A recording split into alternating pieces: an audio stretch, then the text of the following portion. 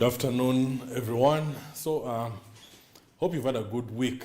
Hope you've really had a good week. It's been quite difficult for some people, the ups and downs, and especially with too much expectations from these New Year's resolutions that we make. Yeah. So some people made a resolution that by the end of January, I want to have so many thousands, so many thousands of dollars, and things didn't really work out. And now, working on a new plan to move forward.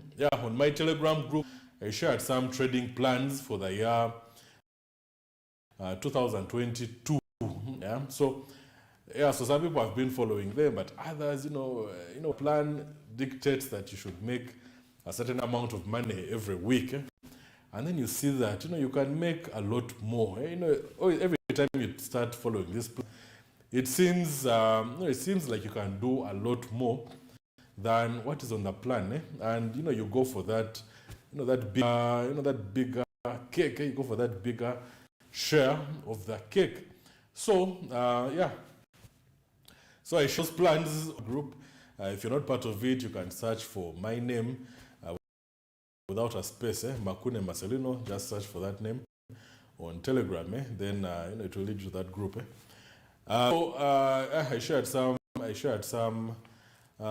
trading plans there to cover the whole year. To show you that if you make a certain amount of money every week for the whole year, you'll have so much money at the end of the year.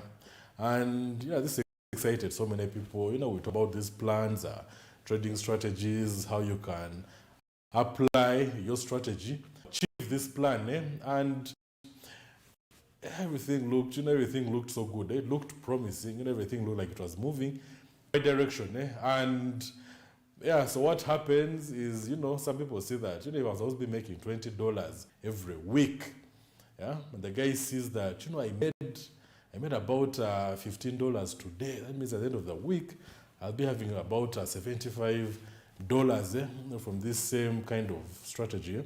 So they will see that, the $20 that they're supposed to make is very small compared to what they're capable of making. And so the thing is, if you have a plan like that, plans that I shared, if you've made your own, or, many people make trading plans, so you can stick to, you should have a target every day. If your target for the week is 20, then aim for the 20. If you make more, well and good. But if you make 100 this week, next week, aim for the percentage that you're supposed to get. Because sometimes the market is good, sometimes it is bad. So when the market is bad, still you'll make a little less money. Do not force it. So just always make sure you hit the target, or you make sure you exhaust your abilities. You shouldn't just keep on trying to force it. Don't try to make what you made yesterday because it was so much, and you think that what happened yesterday is the same thing that is going to happen today. So by doing that, so some people blow up there. The lot size, if you've been using 0.01, you now shift it to 0.07 or 0.1 or 0.15, so that you make more money based on what you are doing. So by doing that, things might go bad for you. Another reason why I made it a weekly plan is if you enter a trade on Monday, every Monday, and normally on a Monday people are very skeptical of the market because the market has just come out of the weekend. These markets don't really close on the weekends. They keep on running. Then on Monday you find it where it has reached. You just have some kind of amnesia. You have some, you have a gap in between there that you weren't actually seeing when the market was moving over the weekend. So on Monday when the market's open, you just want to, sometimes you just want to get in. Other people are skeptical, which is good, because if you're not skeptical about Mondays, things can really turn out bad for you. But if the market is in a good flow, then you can go for it. So if you open a trade on a Monday, and this is a bad trade, you might not need to close it immediately. That you can leave it for the whole, for about a few days. Maybe you check on it on Tuesday, Wednesday, Yeah, so that maybe on Thursday you'll make a profit out of that trade. If it was a retracement that caught you on the bad side. So if you're going to open a trade on Monday, then you can wait for it. It's not a must to close all your trades every day and open new trades the following day. If you have a bad trade today, then you stay with it. In the whole of your trading life, you can't have a big run. At least once in a while, you'll have a trade that will really spend so much time when it's open in some negatives before it gives you a positive that you're looking for. So if you're trading and you open your trades on Monday and you're following this weekly plan, then you can also make your profit by Friday just by waiting for that trade to come out of a loss. And yeah, so if you do that, then it will fulfill the weekly plan. Yeah, the whole idea of closing trades every day and opening other trades, that is like a scalping strategy for a year or for a month. So you can have many trades that you can open and close, and you can add up your profits or your losses at the end of the week, and you do a review. Yeah, so for the monthly plan, you do your review after a month or maybe 2 months, and you know how you're performing. So don't close trades out of fear. Yeah, do more analysis. If you trade on Monday and you don't have profit by Friday, then analyze frame by time frame by time frame. Yeah, I've been looking at the Euro USD because so many people open trades back when the market was at the top, and now it is it's really going down. But in a big time frame, it looks down, but there's some kind of a bullish kind of movement. So that might be something favorable at the moment, that you can see is still moving somehow bullish. Then we can look at what's happening in America and what's happening in Europe, and we compare and see how to see how the market is going to move fundamentally in the future. Then we can see how to maybe you can close your trades, or you can wait for the market to still push up for some time. You can look for some good resistance points that can determine when it is safe to make a reasonable loss if you're in a bad trade with the Euro USD. So I was supposed to show you some charts today, but I'm still working on that. We're going to get some, I'll be showing you those charts I think next week. And in the coming weeks, the program will transfer from 2 p.m. to 10 a.m. And so I won't be just doing only the Forex market. These are things that I've been doing. So we're going to go into stock, starting from our own stock, our own in Uganda. We shall look at Kenya, Tanzania, East Africa, maybe also the West African stocks. But normally the stocks that we really have access to. Right now we have access to our own stock. I think we can buy stock in Kenya and in Tanzania. So we can buy stock from our neighboring countries, and through the internet we can also buy stock of international companies like Microsoft and whatever. Even on MetaTrader 4 you can also buy that stock. But now it is more than clear that anyone, even people who are not traders on MetaTrader 4, you can also buy stock at very good prices, and these prices can actually give you some good profit. There you can make some good profit from these prices that are there, that are favorable for maybe the common Ugandan, the money that we can afford. So you can invest in that international stock. Then you can make some profit maybe in a month, or when the country actually appreciates. So benefit, everyone shall be analyzing all those stocks, from Microsoft to Amazon to Apple to Google. So we shall look at all those stocks and analyze them, fundamentally and technically. I think for the stock market, there is there's too much fundamental. You have to really know what's happening in those countries.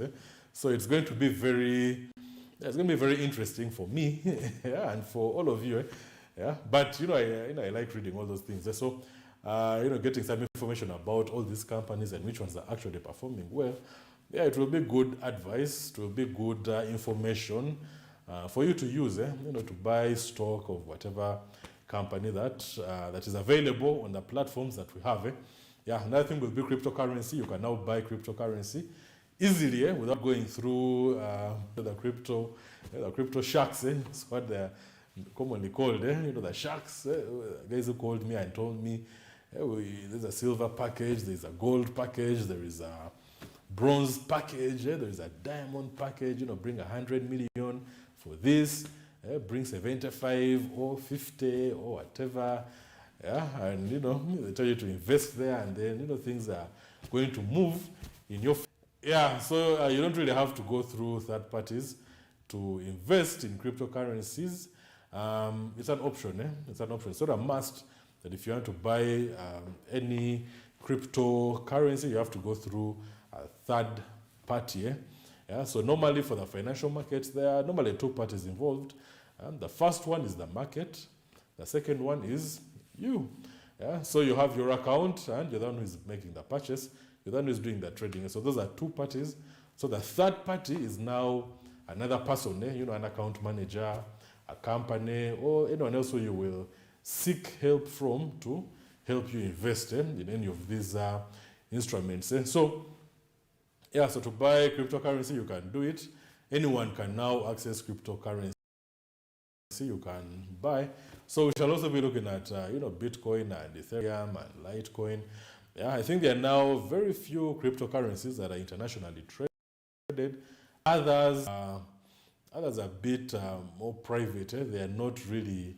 The charts that make it to these financial markets, they are heavily regulated and they are very transparent. If you want to be listed on the stock market, you need to give, you need to undress for the authority and tell them, I have so many employees like this, I pay them like this, my guys are actually qualified, I did not bring in relatives.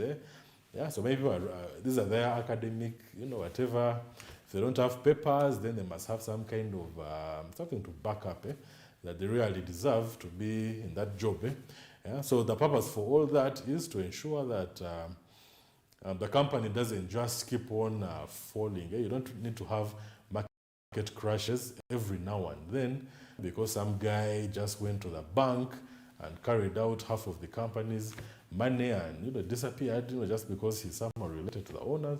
So having all those things in place, having all that company ensures that when people invest in your stock, there will be some stable movement. They want to ensure that everything on your side is in perfect place so that your stock price do not just move anyhow without any explanation. Some companies have scandal after scandal after scandal. Every time there's a scandal, their market price drops. And so having stability ensures that the price of your shares remains it remains a bit constant. Some other factors can totally wipe out your the price of your shares. For example, if your entire company is based on a warehouse where you have so much equipment and all that, and then a flood comes and sweeps it away, your company doesn't say, you're a disaster. If you didn't have insurance, then if your company was worth maybe 1 billion, and of all that 1 billion, about 800 million was in that in that warehouse, and it swept away, and things disappear. Then your company has lost all that much. It has lost about 80% of its worth. And also 80% of your stock will disappear. That's how you have a crash, a market crash. And those are very common. Those which are not common are those rising, that rise, especially in the stock market. For a boom like that, like today the price is here, then tomorrow there is a sharp rise. Maybe if you're like, maybe a construction company and you have listed your company on the stock exchange, and people come to make roads, and you get contracts to do all the roads, and that can boost worth, and so just like that, you can have some kind of a spike. But anyway, companies which are heavily regulated and very transparent are normally listed on the stock exchange, and because they are transparent, there is a lot of information that we can access from these companies. Monthly returns and turnover, whatever, all that stuff, all their accounting data is normally there. This is how we performed last month. Now this is how we're performing this month. We're paying employees this much last time. Now we're paying this much this time. We're shifting money to operations here to boost this other branch or whatever. So that kind of information really helps you to know how a company is progressing, and having this information from all of our companies here in Uganda will help us to determine where to invest, to determine which stock we are going to buy. You don't want to just buy stock because this company can advertise, everywhere you look. They're advertising, which means they have good stock. No, you have to see how the company is progressing. You might buy stock in a very in a giant company, and and it may not really rise as much as you expect it. But if you buy stock in a small company and you switch for that company, it's really going to grow, then the price of your shares is also going to grow with that company. Now, maybe because it is still young and very innovative and whatever. So so that helps you to know where to invest. And yeah, the old way of doing things was putting money into stock, and then you'd earn dividends. So that one still works, but that works for people who have a lot of money. A lot of money. You need if you're going to make like in dividends, okay, depends on which company it is. But if you're going to make like okay, let's put it very, very high. If you're going to make 50% from your, okay, that is too high. Maybe 30, okay, 20% from your total investment. If you've bought stock worth 100 million and you're going to make 20% every time they pay out, or maybe every year. So you can put it at a year, maybe 1 year. So there you're going to be earning about 20 million every year, which is good. That's very good. But if you put there 10K, then you're going to earn about 2K every year. So so the people who invest in stock, where they come together, you can be a class in university. It's normally done by university students, the whole class. Some guy, maybe I don't know if university they are class monitor. At some point when you've left school, you look at the university like as if it's still a high school. So you start trying to figure out, well, they are prefects. Back at university were there. I remember like they are prefects or class monitors. But anyway, so you can, many people in universities, they always have a meeting, and someone goes in front of the class and starts saying, you know what, if you buy stock in this company, we're going to be earning big, but you can invest however little we have. You can bring 10K, 20K, 30K. We're about so many people, we can raise up to about 30 million. So let us put it there, and we stay together for 10 years and see how to benefit from that. So that is that is something very good. That's something very good to do.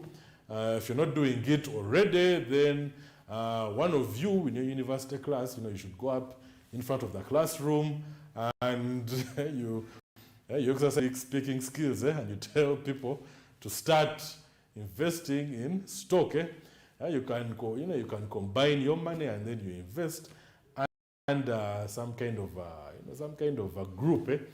So you invest, and then maybe you can register in one person's name, which might not be very wise. But you form some kind of an association or group or whatever, and then you put all your money in that basket, and then you start reviewing. Every now and then. You start seeing what's happening in that company, and you say how you're going to move your money maybe from one company to another.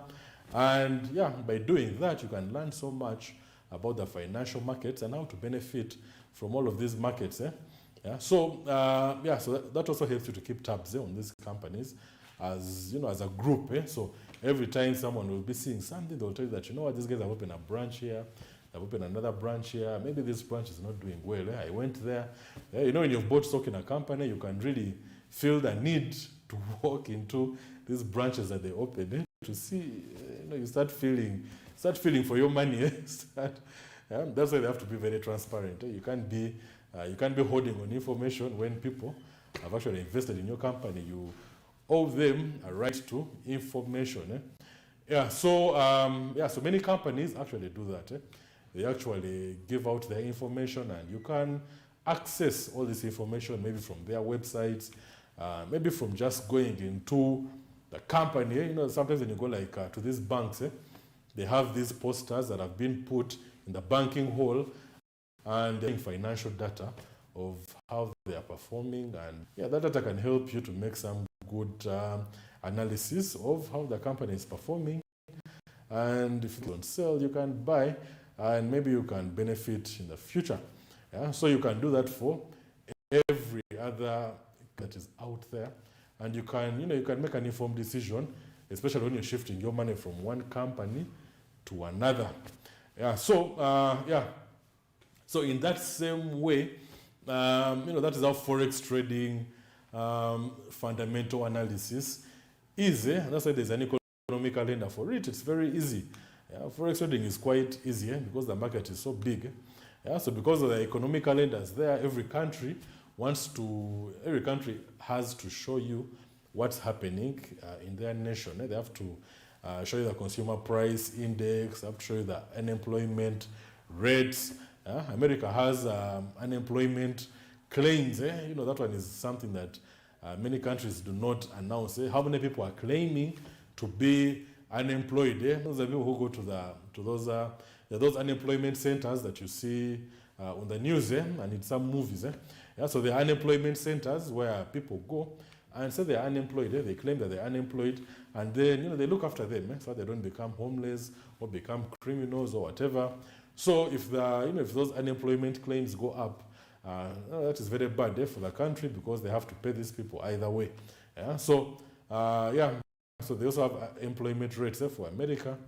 This is very important, employment in America. That's why you have NFPs and all those events that seriously affect that chart. Of all the events that happen in America, that things that they show, employment, I think, is number one on giving you some heavy market impact. For some other countries, it might be interest rate decisions. I think like Britain and Europe, interest rate from their national banks. So those ones, they are really affect those guys. Japan, it is mostly, it's also in the, Japan is on the other side of the world. I think in all those charts, the charts of Japan are the most unique. Because somehow Australia and New Zealand are connected to Britain. Somehow the things that happen there, it's like they're in Europe. Then all these other countries, Canada, America, the whole of Europe, Britain, they're all on this side. So they have very many similarities. But Japan is quite unique. And they normally have some good fundamental analysis. There's some good events from Japan on the economic calendar, but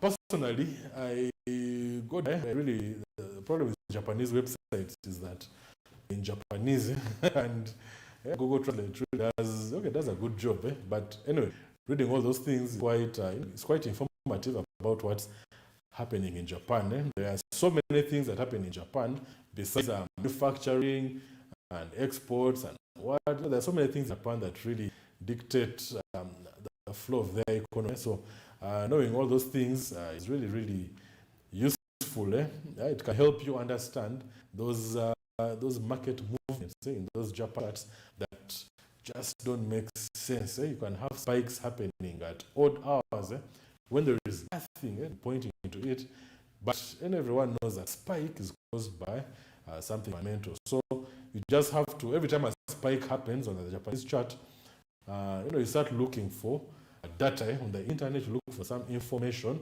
something that occurred at that particular time that you had that spike, and that will give you a good insight into what caused that spike and where to find some relative information affecting Japan. Yeah, so you can do that for Mexico. We have charts of Mexico. Yeah, Mexicans rarely have fundamental analysis. Yeah, Mexico is, it's a very unique country. So there's Mexico, Norway, the Norwegian krone. That one is another chart that really needs some looking into. Then,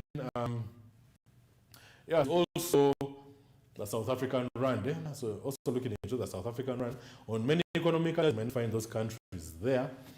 But I put one on BVB.FX, which is very detailed.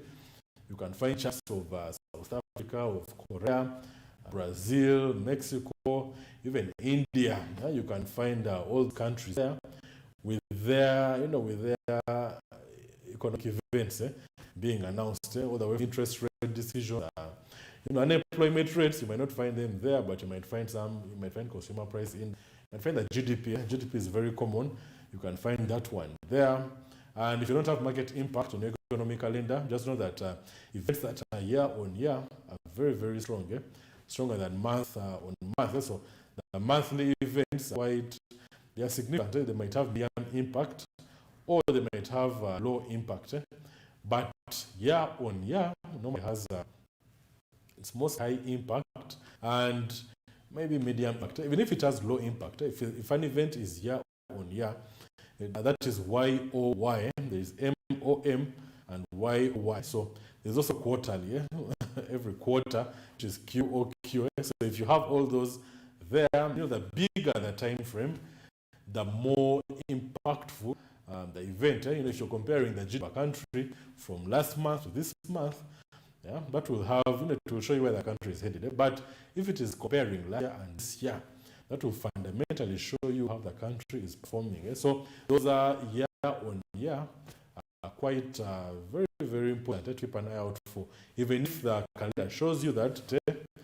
And for these calendars here, they have the events all the time, which is very, very good. But the market impact is normally their own analysts. So you might find in some calendars you have high impact in an event, and on another calendar you have high impact. But now just take it seriously, based on the time frame. Many times analysts get this thing wrong. Like NFPs, for the last many months, NFPs, you always have a consensus which is so different from the actual figure. You're expecting something to double, like you expect the figures of the NFPs to double, but then you have of what was there, and then the market totally hammers you because you entered. So, so sometimes analysts will, they'll also do their best to get the best data, but what the government tells you is exactly what on ground. So you have to, that one is the one that impacts, that one totally impacts that chart. So what you have to do is keep it in mind that year on year will have a very high impact. Then quarter on quarter, QOQ will also have very good impact. Then month on month will have medium or low impact. But for NFPs, it's always month on month. So NFPs, that is something to do with corporate jobs. In America, employment is very important there. You can even see on a monthly basis that comparison is very, very strong there. So that you should take it seriously. But then for the other ones that they don't really, don't normally wait for them. The way you wait, keep it in mind that the bigger the time frame, the more impactful it will be, and that will really help you in doing your analysis. So thank you for watching today. Have a good weekend. Goodbye.